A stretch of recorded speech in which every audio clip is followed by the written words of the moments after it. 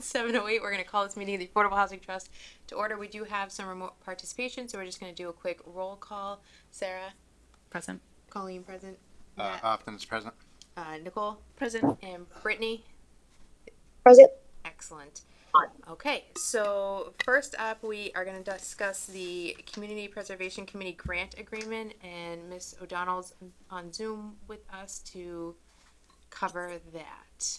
So we talked a little bit about that at our last meeting, and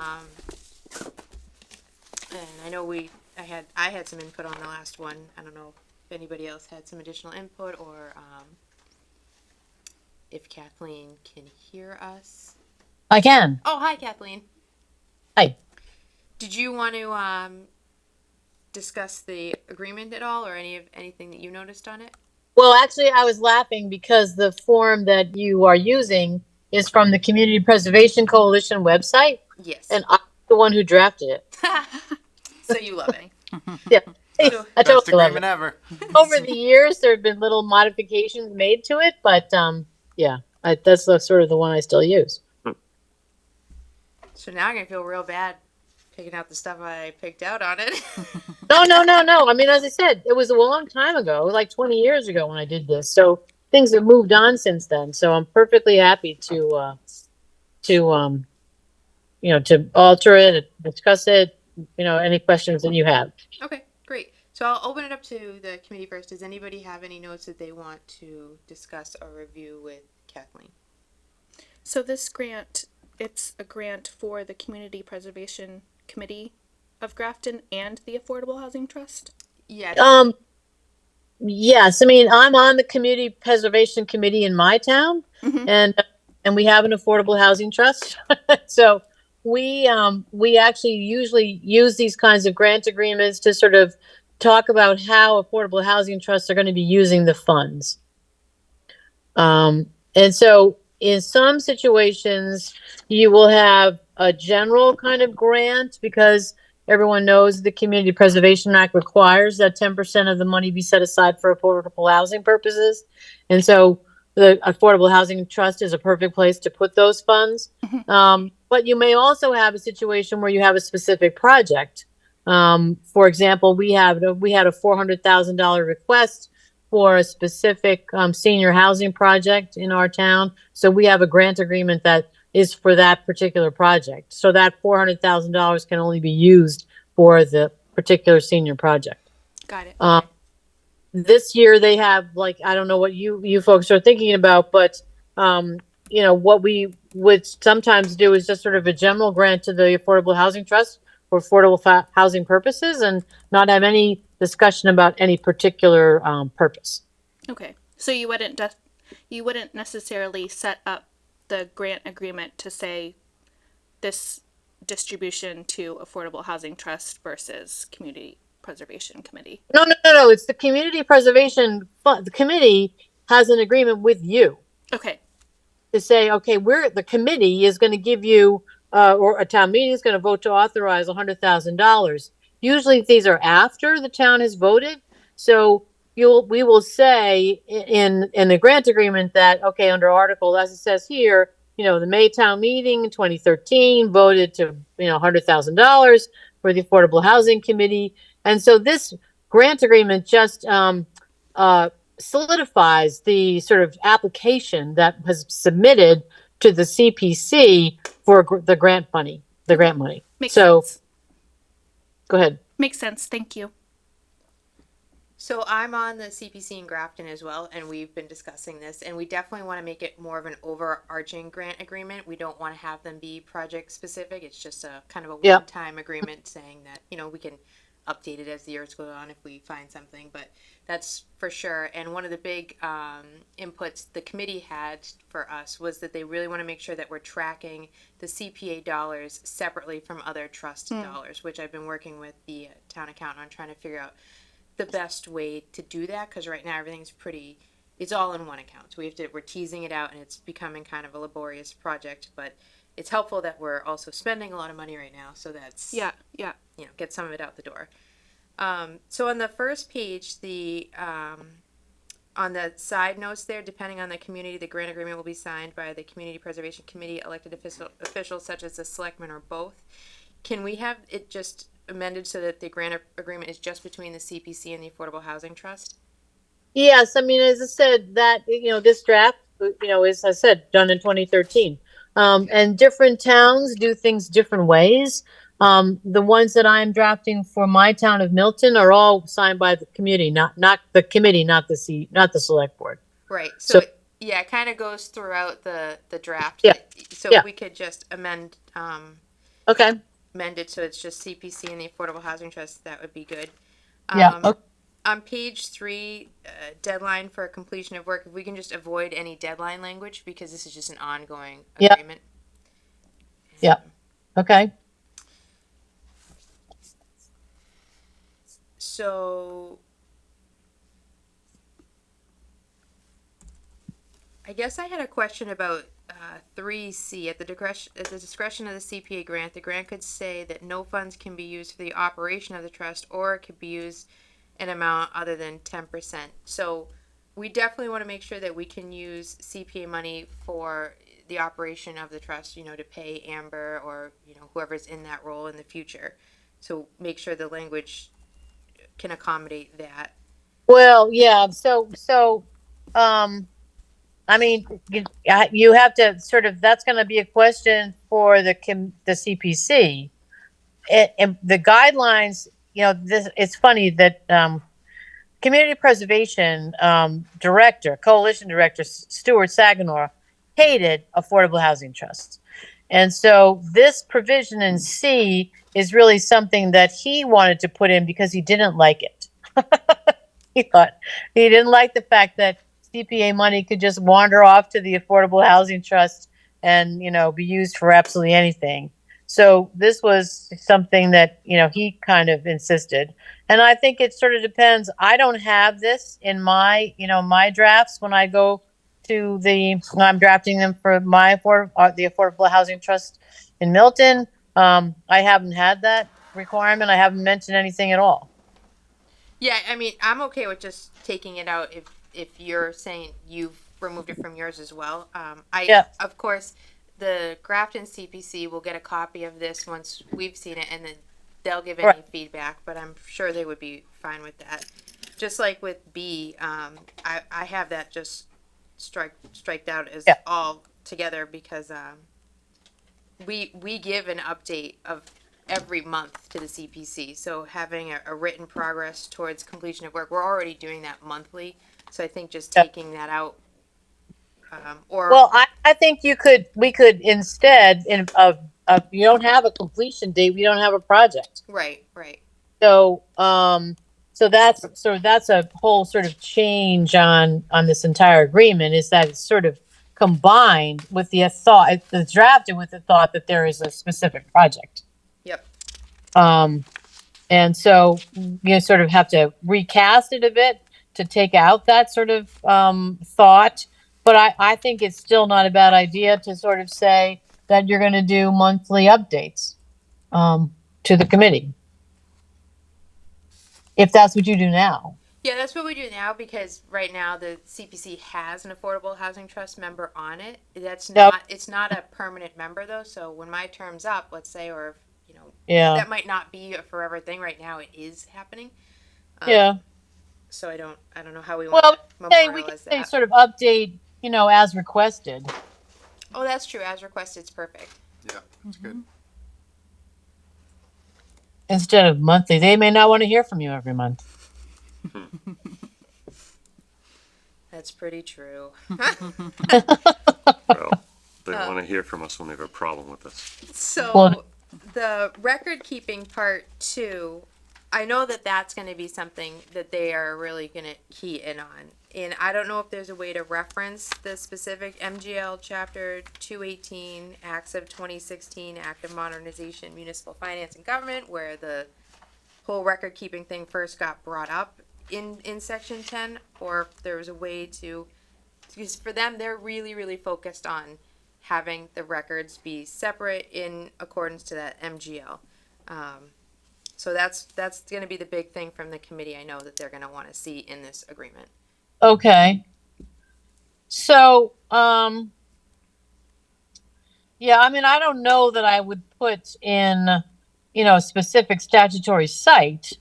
Um, I think, I think, however, you're going to have to work that out with with the bookkeeping department, about how you are.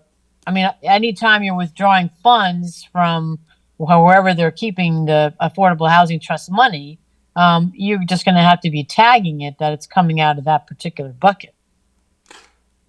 Can I make a suggestion on this particular paragraph? Yep. Record keeping. The trust shall keep such records with respect to the utilization of the funds as are kept in the normal course of business, period. Because as I have found over the course Yeah. of the past 10 years, it depends when you say the last part of the sentence, in such additional records as may be required by the town, that comes and goes. Depending on who's on the select board, depending on Yeah. who is, supporting affordable housing, suddenly, I'm getting records requests from people. Oh yeah. If it's in the ordinary course of business, we should do it. Of course we should. Yeah. But, Well, if I have to bend over because, the next NIMBY that gets on the yeah. select board is saying, well, I need every fifth, Yeah. credit card receipt from you to be Right. presented to the board. No, thank you. So Well, I think this is designed, as I said, this is just sort of designed for a project. And in some cases, it wasn't the Affordable Housing Trust. It's the sort of, this grant agreement has been used for lots of different things. And it would be sometimes there's a direct grant, for example, to Habitat for Humanity. So we give a direct grant, the CPC, to Habitat. And so the town would be looking, so this sort of language, I think, comes over from the idea that you may have a non-municipal recipient. Right. And so you're right to say that we should take that out. Yeah. Okay. Yeah. I mean, otherwise, I'm fine with the rest of the paragraph. yeah, those were the only notes that I had that jumped out at me were, and like you said, it's because these are probably more project specific grants, and we're trying to do Yeah. a more general one. So any language to make Mhm. it just as general as possible would be Yeah. appreciated. Okay. So Kathleen, is it possible for us to create an agreement that would be executed one time and be valid for annual transfers? Well, I mean, as I said, they're kind of tied to a vote of town meeting. Okay. So then And what the- we would set up a template then, which just would be updated annually Yeah. to include Because it may specific. be, it may be a different amount in Yeah. another year. Right. Depending upon how much money, as I said, for our example, we gave them, $400,000 this year. They've asked for $400,000, last year, and they want $400,000 this year, and we don't have the money. Yeah. Sure. We'll give them some, but we're not going to give them as much. So, as I said, they're really kind of tied to a town meeting vote. Got it. Okay. Yeah, that's great. So this could be used annually for that transfer, but also Oh, absolutely. for Ab- specific requests outside the annual 10% process. Yeah. Okay, thanks. So I get just a question on that, Matt. Though I don't know if we want to be doing this annually. 'Cause is there any language in there right now where it would have a dollar amount for that 10% transfer? It's in the whereas town meeting voted to appropriate $100,000. Yeah. Okay. So this is a project document. So the Affordable Housing Trust requests 50 grand for rental assistance outside the annual grant, and so this would be the document, the instrument that they would use to transfer the money to us, basically. But it also can be used for that annual process. That's why I was asking, could we create one agreement that would cover us for all the town meetings? It sounds like that's not advised. Okay. So we would create a template which could be updated it basically would be the same every year with just a different dollar amount. And That then we'd makes have to get both the trust and the CPC to sign it every year? Yeah, Okay. exactly. Yeah.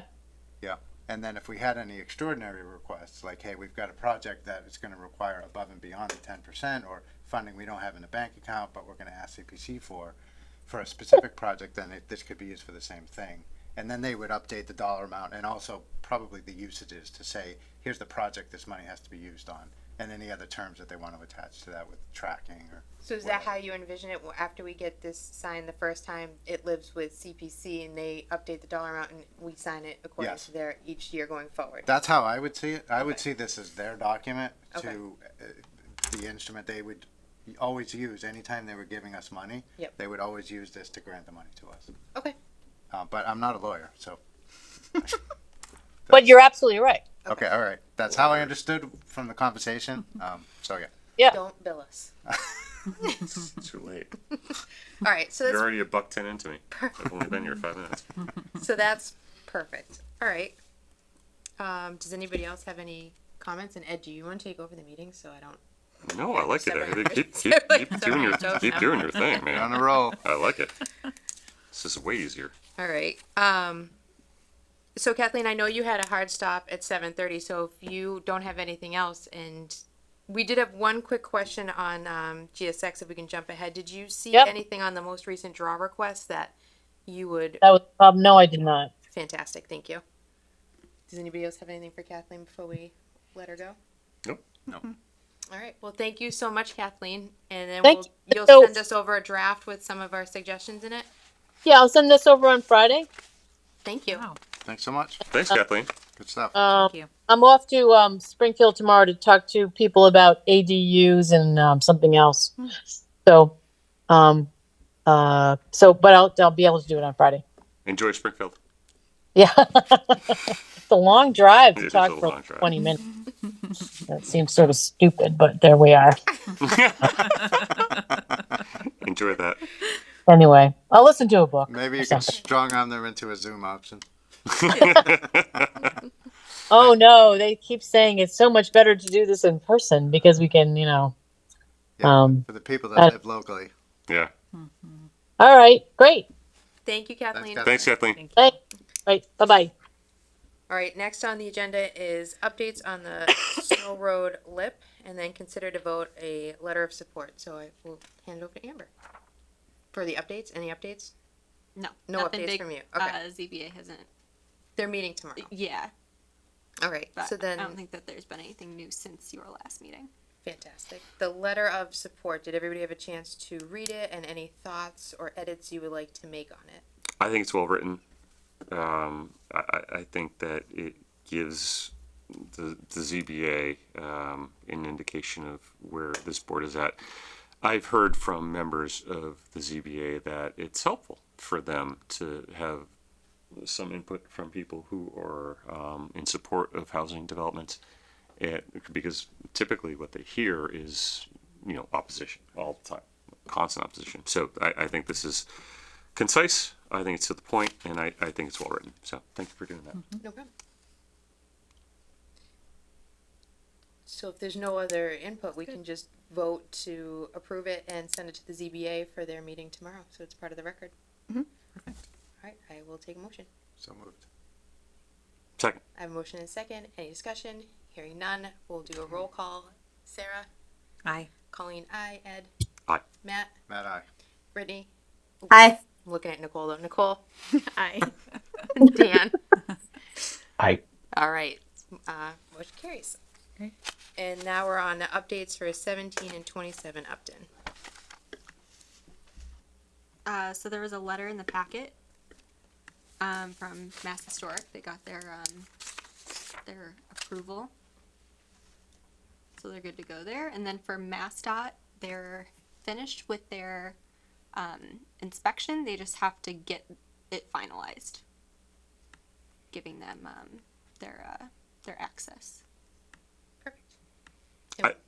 So I do want to say,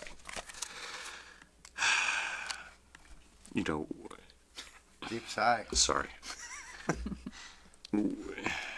Communities are always in a struggle to preserve what is core to their brand and their identity, and you're always in a conflict between, you know, what you should develop and what should remain the same. And coming as a person who grew up in a you know, I grew up in Salem, Mass, and it was a historic community, and every fifth building is some sailor went to India, and so Captain John Oliver has a house on, you know, Summer Street that has a little plaque on it. And you can't change the house ever, and while it makes the community quaint and historic, and certainly touristable, as Salem well knows, it constrains your ability to develop. And so a community like this has to decide, well, you know, what is our brand, and what are the things that we have determined are historic. And when 1727 came along, it was almost amusing to me that someone would say, well, the barn there, that white building, I mean, you call it a barn, but it's just, it's a building. It's a white building. It's historic. And, you know, John Stevens came in here and said, well, we think this is historic because there once upon a time was a guy who was herding cattle, and it was like a black market cattle trade through there, and that's a fun story, and fine. And then they said, well, you know, it's outside the historic district, but we're gonna say that we really want this to be part of the historic district. Well, here we are. The Commonwealth of Massachusetts has written us and said, nice try, but no. After review of MHC's files and information submitted, the MHC has determined that the proposed project will have no adverse effect on the potential expansion of the Grafton Common Historic District, meaning, no, there would not have been any adverse effect on the historic district of Grafton Common were we to tear this barn down and create additional parking, which of course we need to create additional units. So here again, you know, GSX worked with the town. They kept the building, and we're losing units over it. And Massachusetts has said no, that's not actually a thing. Worth pointing out for next time. Next time we have this conversation, maybe we'll push a little harder. Anywho, Okay. Didn't we get a letter from John Grant too about 1727 that's worth mentioning? I don't know if we got a letter, but I did get an email from him saying that GSX has resolved the LLC issue where I can't remember, it's GSX Ventures or Ventures. The corporate issue was resolved. They reinstated the corporation, so it's not an issue. It was, you know, it took a reapplication and a fee, and they paid the fee, and they filed the reapplication. So much to do about nothing, but par for the course. It's resolved, so that's Resolved. That's it. Perfect. That's done. All right, so that's it for 1727, unless anybody else has. Okay. Yeah, I just wanted to mention, so the select board did meet, we had a discussion about 1727. Members were sort of asked to raise any concerns that they had that hadn't previously been addressed. Aside from the things that Emery had already asked for, really the only thing that was left was the issue about the operating entities that we were dealing with. Evan had already sent a notice to John Grant about that, asking him to resolve that prior to our meeting. So there wasn't anything that the select board had in the way of concerns that hadn't already been asked and answered. And now this has been asked and answered as well. So we will somewhat soon in an upcoming meeting be looking at a draft of the land disposition agreement, which will be used for the P&S execution, all that kind of stuff. That's a document that I understand isn't a requirement or a dependency to execute the P&S, but so that's sort of one of the next steps for us. And then if you'll just indulge me, then I'll just finish off my select board report. Okay. Because this is really the only item on it. So we're talking about 1727 next Tuesday. So if any trust members can make it to support the project and support me in a discussion, I'm going to be asking the select board to consider the part of our grant agreement which allows permit relief and other things to be a mechanism to return some of the grant money back to the Housing Trust for future projects. So that'll be coming Tuesday. So If you're asking for trust members to attend, should we post just to be safe in case there is a quorum? And then at that point, we're posting saying that we're attending the meeting, but are we an invited guest? You know what I mean? Like, I don't know how to, because I know that has been discussed about having us come in, the trust to come into the select board. So my thing about public meeting, and someone feel free to jump in and tell me I'm wrong here. If you're deliberating about something and you're going to take a vote on it, you need to post a meeting so that the public can come in and hear us deliberate on something. If me, you, Matt, and Amber are at Fenway Park and we happen to bump into each other in line to get a sausage, you know, it's not a meeting. So my thing is, if you want to go to a select board meeting, show up at a select board meeting. If it makes everybody feel better that we're posting it before we get there, then that's, I listen, belt and suspenders approach, right? Like, I don't want to get in any trouble. I don't want to get in any trouble. That's fine, if that's what we want. So what I'd recommend is anybody who has an intention to be at that meeting, just email Ed, and if it looks like we'll have a quorum, I would recommend we post. If Housing Trust isn't going to be invited, it really is a select board discussion. Right. But I did talk to Anne Marie about that particular topic about the permit relief. So that'll be coming presumably pretty soon. I know I'll be there, because So Because why not? I like the select board meetings.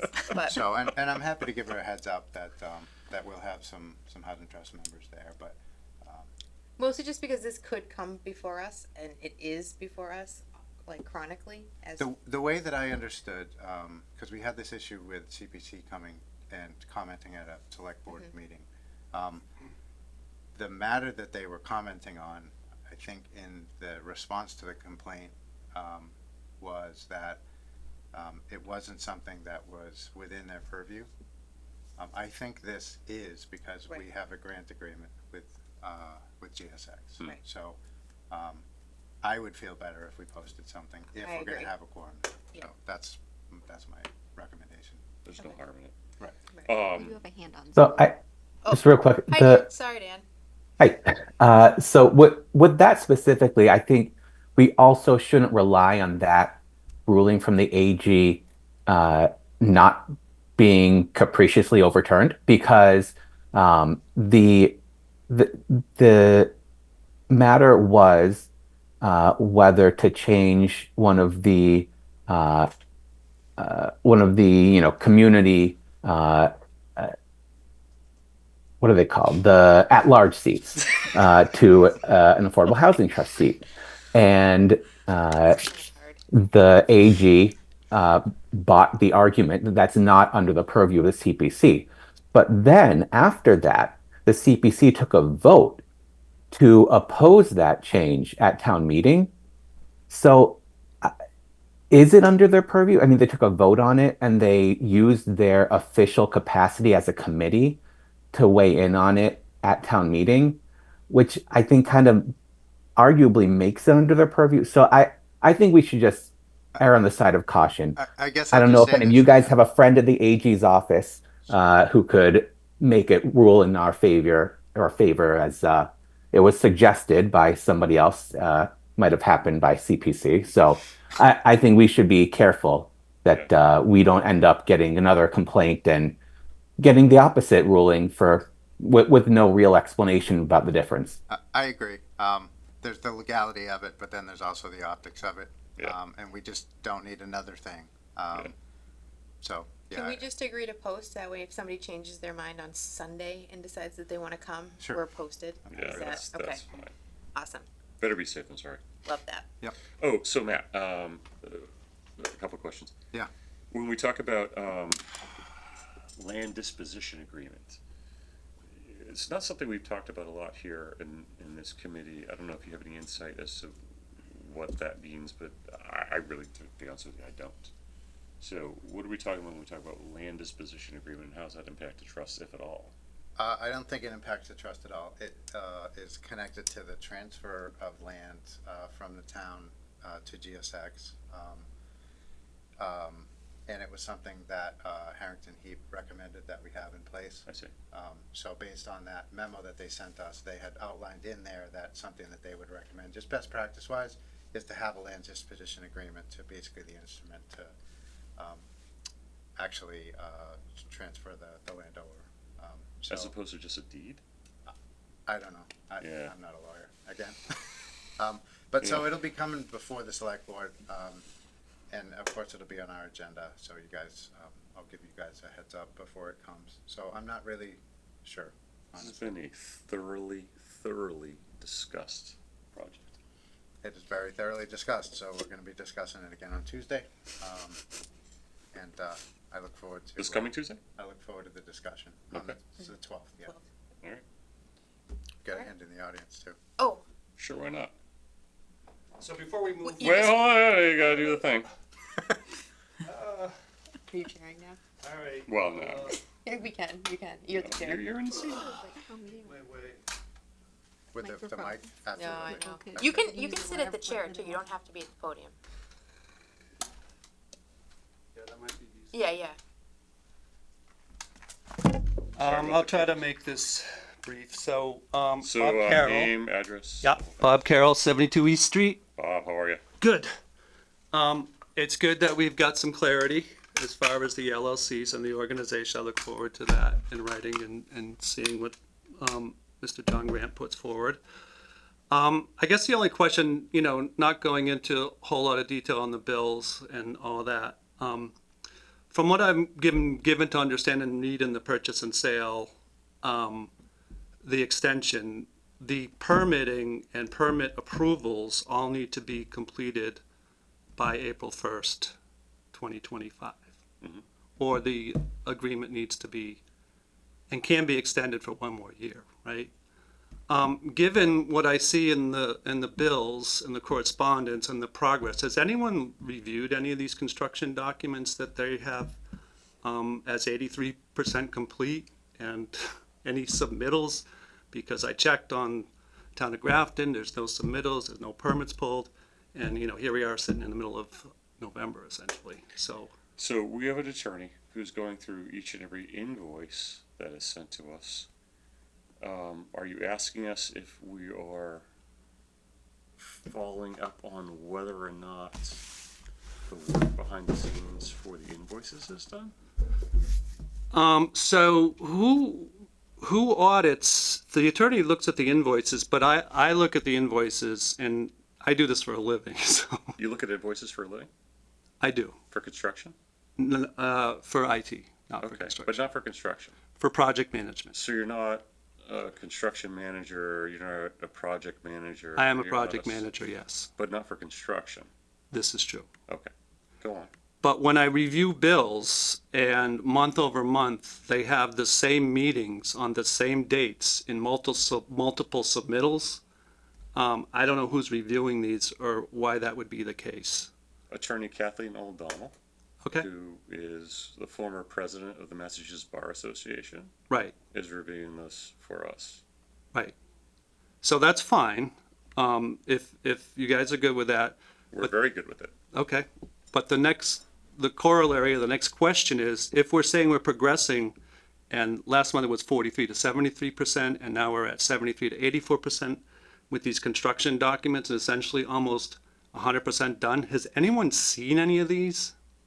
You want us to go through construction documents? Or at least someone to review that they do exist? Bob, So Bob, Also- I think that is the purview of the planning department. Yeah. We would never do that. The select board would never do But you're that. paying for them. Yeah, we're paying for them, and if we don't get them, then we get to sue them for not getting what we paid for. Right. But the point is, so to get this project over the finish line, to get it built, right? Yeah. It's not about just each step. And, you know, we got the approval with the planning board and, you know, that's all good, or it is what it is. But the next step is the approval and the transfer for the P&S and to take it to the next step with the developer and John Grant. And I would think you would want some level of confidence with the over $1 million that we've given these people that they've actually done some of this work, because look at these meetings. And Are you suggesting to us that we're getting invoices for work that's not done? I'm suggesting that someone should look into it and verify, because again, these dates, times, and meetings, to verify that these people are actually attending these meetings. Bob, you own a home, right? I do own a home, yes. The home was built at some point. You had a contractor develop it. There were subcontractors that came in. They did framing, they did electrical, they did roofing, they did Right. In every step of the way. You weren't there. At the end of the day, you got a home that was built. If you contracted for the purchase of this home, Right. and you didn't get what you were billed for, you would say, now you're legally liable to us for not providing us that.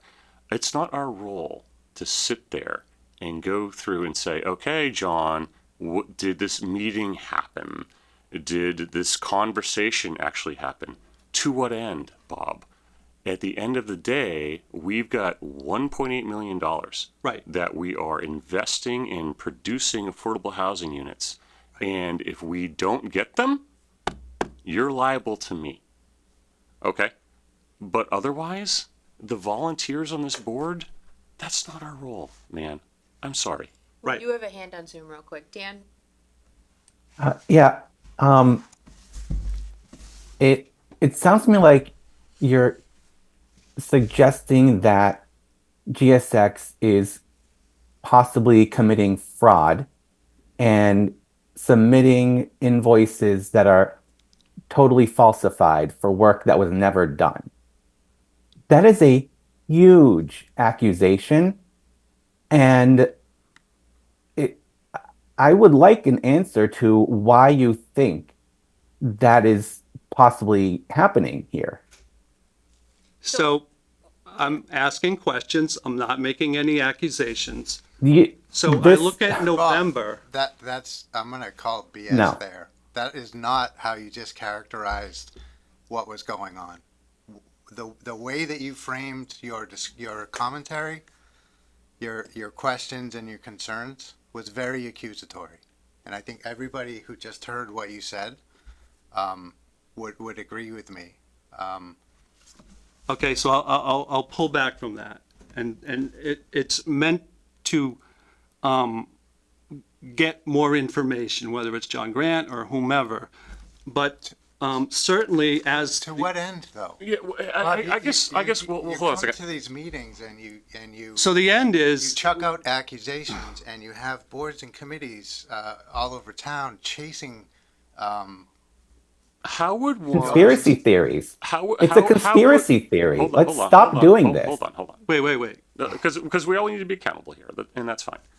How would one, Bob, address your concerns? How would an affordable housing trust go to a developer and ask, did this phone call happen? Because for instance, there are legal fees that are contained in some of these invoices. When I, as a lawyer, bill my clients, I write down my time and I tell them how much time a conversation on the phone took, and I write down what the topic of the conversation was. Right, professional services, time Right. and billing, correct.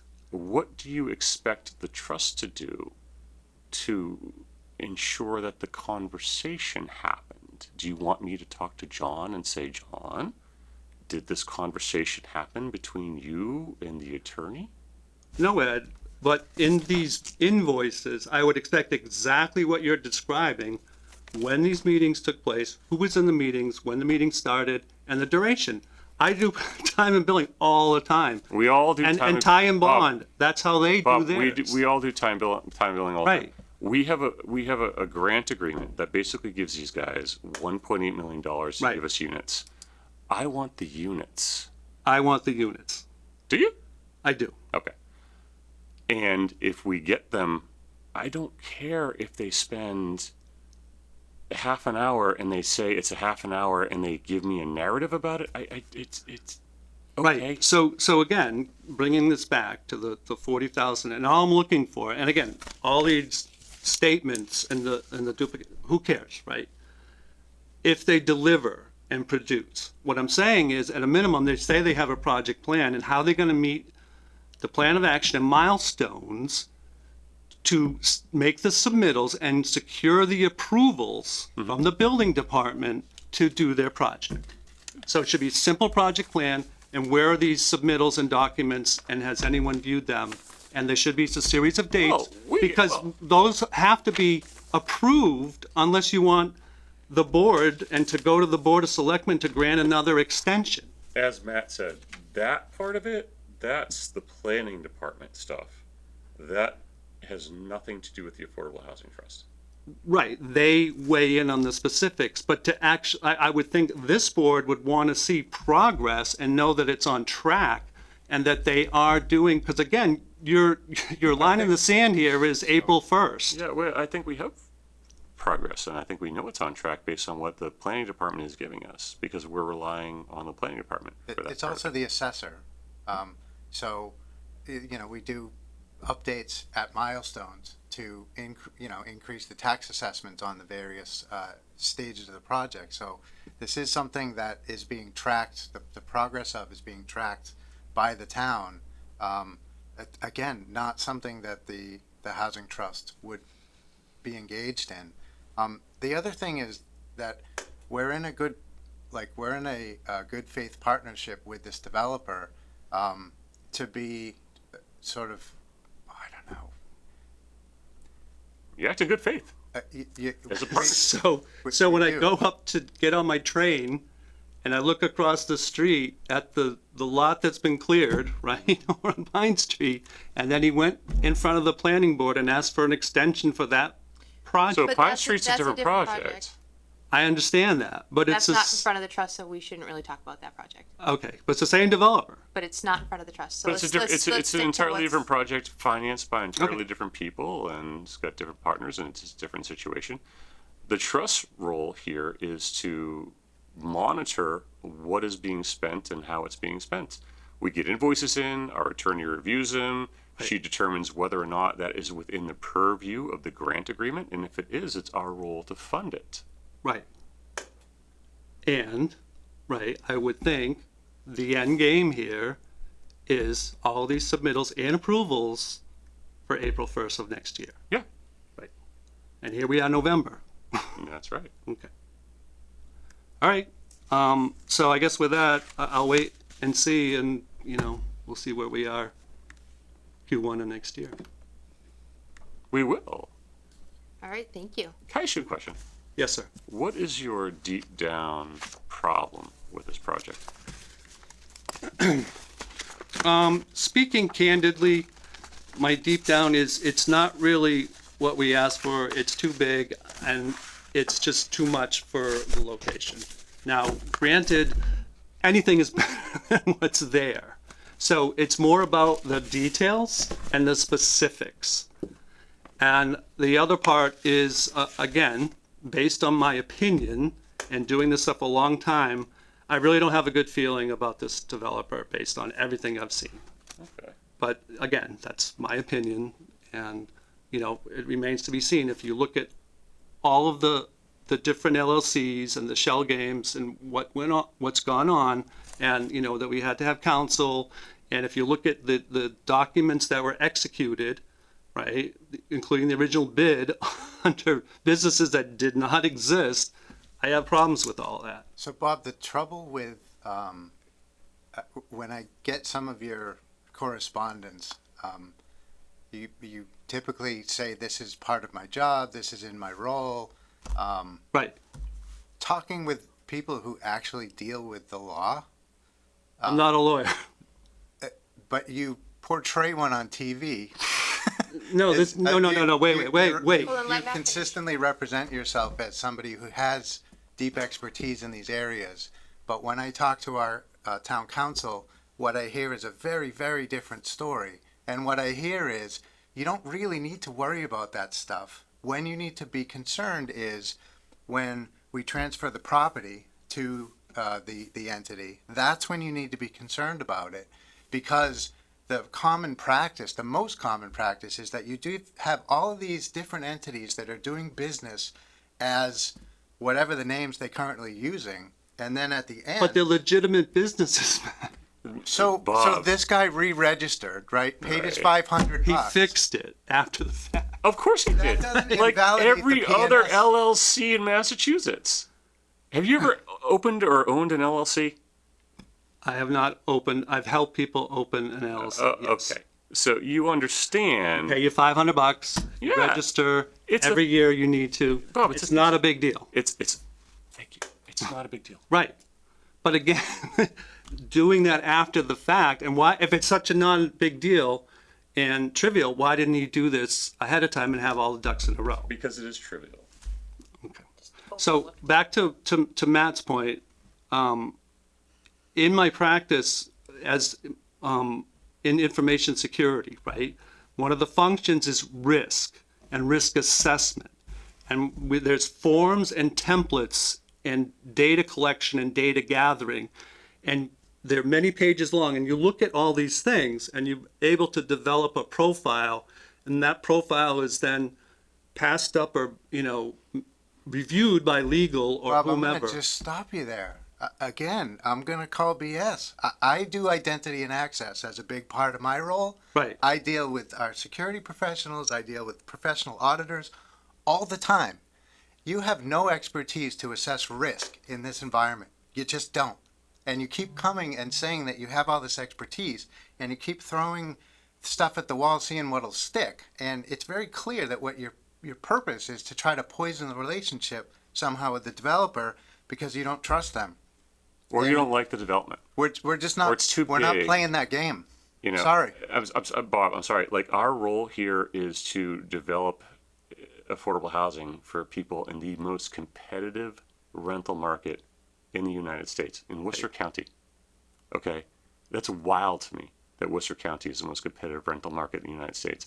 And the reason why it is I'm sorry, guys like you. You keep coming here.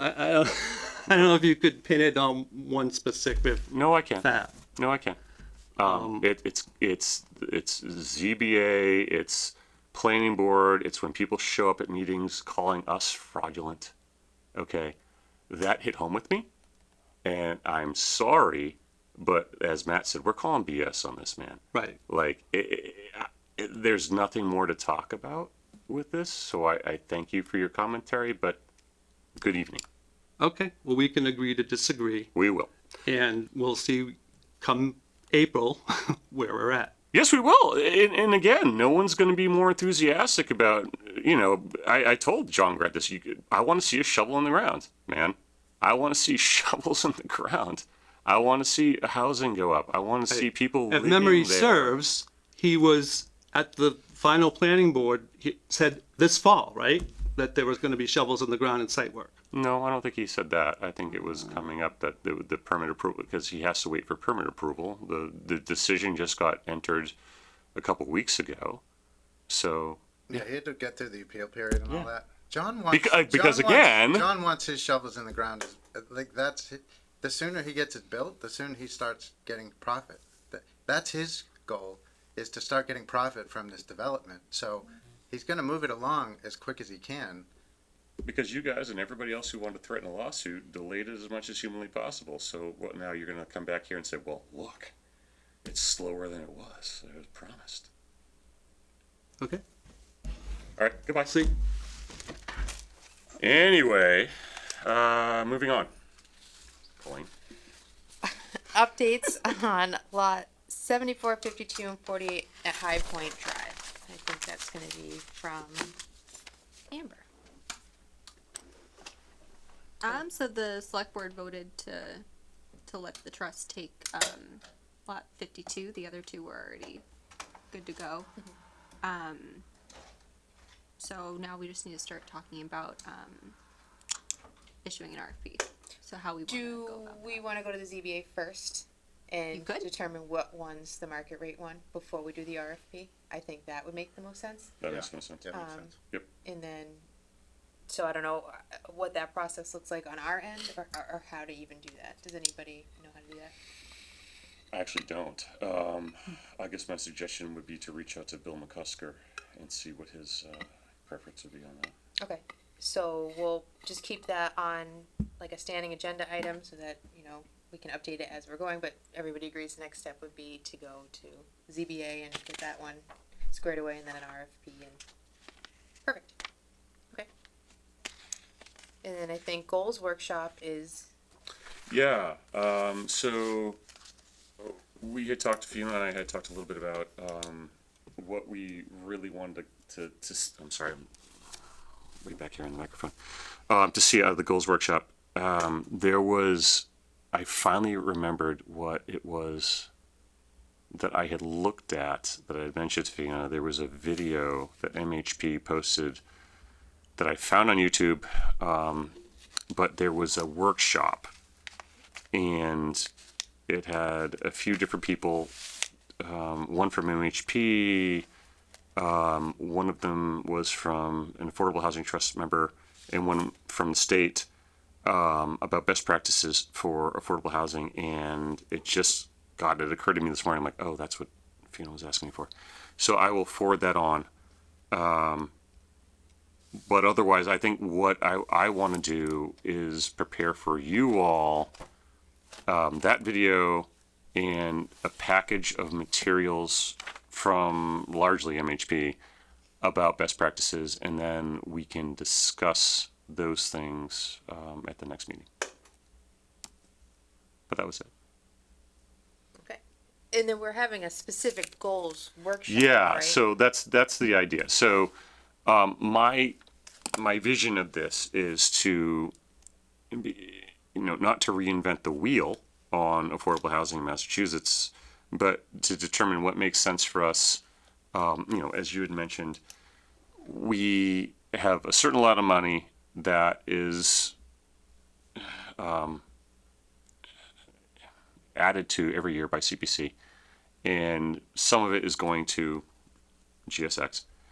What are we going to do with the rest of it, and what makes sense for us for value in investment? So, for instance, if you go to High Point and you want to develop a few affordable housing units there, how much is that going to cost us, right? I mean, how much are you going to have to subsidize depending on the lot and the buildability of those particular lots with the ledge that's there? How much you want to invest in other things like rental assistance. So these are all goals that we should be able to articulate, especially if we're going to go before CPC for grant agreements, right? Because they're going to want to know, what are you working on? And every year when we go before the town meeting and they say, okay, we're transferring $42,000 into the Affordable Housing Trust account, what is it that you're working on? So I think that, that's my vision for what goals are. And because we are able to do more with CPA money than we used to be, then maybe there are things that I don't know. Like if people come to us with ideas, and then fine, let's talk about those things. Right, and that's gonna be on December 12th. Are we gonna do that in room A or were we gonna do that in a different location? I'd like to do it here Yeah, if we can. I like the idea of recording it so we Yeah. can watch it. Same. Okay. But that was it. I unfortunately won't be here, but What are you doing? I'm going to be at the Mass Women's Conference. That's that day. I know. I'm going to see Oprah. Well, that's pretty awesome. Yeah. You should just bring her here. Yeah, no, Yeah, I mean, exactly. kinda one She up would be us. great I mean, for goal geez setting. Louise. What's the date for that meeting? 12/12? Okay, I'm not gonna be here either. Would you go to What Oprah? in the, I am on retreat. All right. for extended period of time, or like would a different date work if we have two? How about Brittany and Dan? Are you guys around on the 12th? I have my holiday party that day. Well, maybe we should talk about a different day now that we're talking about this. It's actually a very Sorry. timely conversation. The week following? Is Oprah going to be at your holiday party? No. Maybe some developers. You get a house. You get a house. Yeah, exactly. There's the 19th. That works. Oh, that'll work. All right. Okay. Everybody will be in the holiday mood. Yeah. We'll wear sweaters. Yeah. Oh. Ugly. Yes. Dang it. Little ugly sweater competition. All right. This is an unofficial chair decision. I think this is within my purview. Everybody has to wear some type of ugly sweater. Love it. All right. All right. All right. 12/19 ugly sweater. It has houses on it. Ugly sweater. Oh, man. All right. Fair. Ugly sweater goals. Oh, I love it. All right. I have a whole month to think about this. That's great. All right. And we already did select board reports, so we're moving on to the GSX draw request number 17. Does anybody have any questions? We did ask Kathleen about that. She'd reviewed it. Nothing stood out to her about it. Well, I haven't reviewed this at all. Should we have John come in? I'm sorry. I'm being a dick. Thank you for No. acknowledging. Sorry. I have no questions about this. Okay. Just one last thing, was in the way of select board updates. So I attended the CMRPC ADU, and I think there was a couple of other trust members. I know Dan was there. Anyways, there was a bunch of us there. If you guys haven't seen that, it was really, really good. Lots and lots of discussion about how that law is going to impact Massachusetts. I'm pretty optimistic. Like most things, it's sort of working around the edges, but it does seem like the state was pretty, in the way that they put the language together for it, they were, they're just requiring towns to allow that use. So I think there is going to be some significant housing production overall that gets generated as a result of that law. So Grafton's got to sort of figure out how we're going to dovetail that with our current accessory apartment laws and all that kind of stuff. But I believe it was Fiona who actually asked CMRPC to put that together, so she's all She over did. it. Yeah. So, but great discussion. Is it online? Should be on the It should be on CMRPC's site, yeah. I didn't get a follow-up email on it, but if I can find the link to the recording, I'll send it out to everybody. Yeah, I mean, if you could, actually, that dovetails with our discussion about goals. If you could send it over so we can review it in advance, that would be Yeah. fantastic. All right. Okay. All right, so if there's no questions about the draw request, I can take a motion to approve draw request number 17, invoice 24-0500-11 for $53,050. So moved. Second. Motion made and seconded. Any discussion? Hearing none, we'll do a roll call. Sarah? Aye. Colleen, aye. Ed? Aye. Not I. Nicole? Aye. Brittany? Aye. Dan? Aye. All right, motion passes, and then we can do minutes. Anybody have any questions about the minutes? Move we accept the minutes as written. Second. Motion made and seconded. Any discussion? We'll do a roll call. Sarah? Aye. Colleen, aye. Ed? Aye. Matt? Not I. Nicole? Aye. Brittany? Aye. Dan? Aye. All right, and that's everything, so we can take a motion to adjourn. So moved. Second. All right, Sarah? Aye. Colleen, aye. Ed. Aye. Aye. I Matt? just said. Nicole, aye. Brittany? Aye. Dan? Aye. All right, we're adjourned. Thank you, everybody. Thanks.